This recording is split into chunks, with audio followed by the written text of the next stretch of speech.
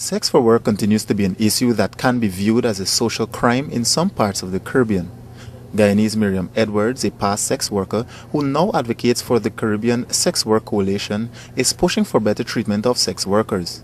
She's attending the International AIDS Conference here in Washington and is pushing her points forward. Being out there on the street, you have to be strong, because if you don't be strong and be able to represent yourself, then advantage will be taken on you. And that is why right now we actually move our focus not only on sex workers but on women and girls, because we know one of our findings is that a lot of young girls going into sex work, and I remember myself, and if I had other choices I might not have gone down that road.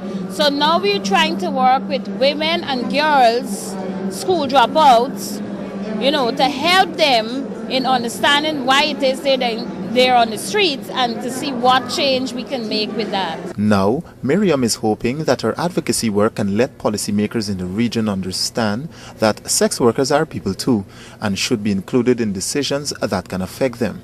I just want to tell the persons who make decisions for sex workers, who sits in their ivory tower and make decisions for sex worker, that sex work is work and nothing for us without us, and we want to be included in every decision along the way that is being made for sex worker.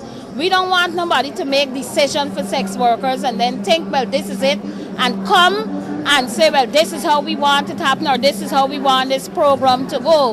We want to be included at every level of decision that is being made for sex workers. She's advocating that young women who may want to follow her path to rethink it, because there are benefits, yes, but not without a price. For the young girls out there, the young people who want to go on the street and become sex workers, being a sex worker is not an easy road. Because sometimes it might look good to people because you might have a nice house or a car, or you might dress it in a certain manner. But there's a lot of challenges that you have to face when you're out there on the street. You're at health risk. You're at risk at the hands of your clients. Sometimes you will die and nobody would know, what happened to you. You would just be unsolved. So being a sex worker is not easy.